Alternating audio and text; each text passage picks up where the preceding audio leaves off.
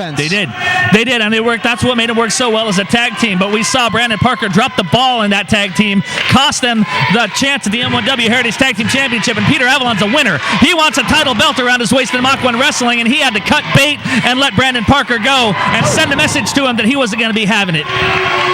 Avalon back elbow shuts Parker's momentary offense down, but I got to think that's not the last we've seen of Parker in this match. Oh, look at that. There again, we see that so many times for an Avalon, no hook of the leg, but that tells me one thing. He didn't want this to be over just yet. You know, everyone thinks Peter Avalon's got to be looking out for Brandon Parker, be watching out for Brandon Parker's anger. Brandon Parker better have come to the ring knowing that Peter Avalon wants to take a chunk out of him just as bad as Parker wants one out of Avalon. Avalon now hooks the leg. Just gets a 2 count. But you're right, Josh. You know, we saw it earlier on. Avalon going for that sneak attack. Avalon has as much hatred and disdain for Parker as Parker has for him. Oh, look at that. Clothesline, back elbow combination by Parker. Back on offense like I predicted.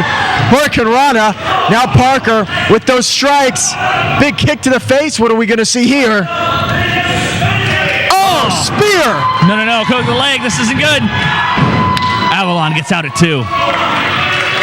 Now Brandon Parker showing some signs of frustration that he is unable as of yet to put Peter Avalon away.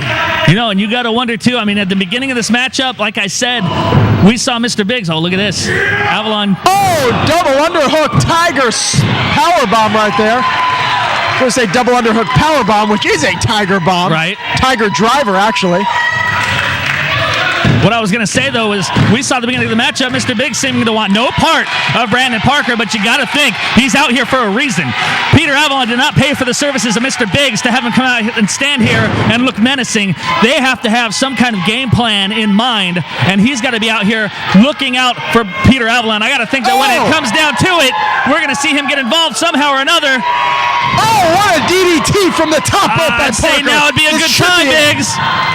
Oh, there it is. Second. There it is. Mr. Biggs with the assist, enabling Peter Avalon's bottom, enabling his hand to reach the bottom rope. Makes the save. He may have just earned his pay tonight. Parker up top, going for that. Come on, get in there, Biggs. Get in there, Biggs. Oh, if he lets that double foot stomp. Oh, there we go. What do you mean, there we go? Brandon Parker. Oh, come on now. Chandler. Todd Chandler's got no business here. Todd Chandler's got no business here. Come on, get the security out here. Chandler, look at him go with Mr. Biggs. Dave Marquez was out here earlier. Tell Marquez to get out here and get Todd Chandler out of this place. Wait a second, there's Avalon. Here we go.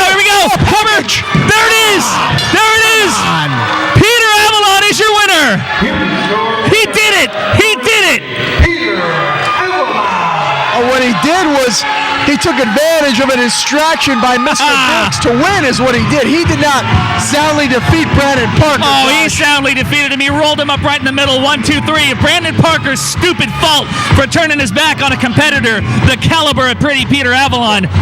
Well, Brandon Parker should have known better. Look at Brandon Parker mouthing to Peter Avalon. He was this close to putting Peter Avalon away. And Josh, this feud, this is just the beginning. We have not even come close to the apex. Maybe not, but close only counts in horseshoes. And tonight, on the last night of Friday Fight Night for the 2010 year, the scorebook is going to say 1 win for Peter Avalon, 0 for Brandon Parker.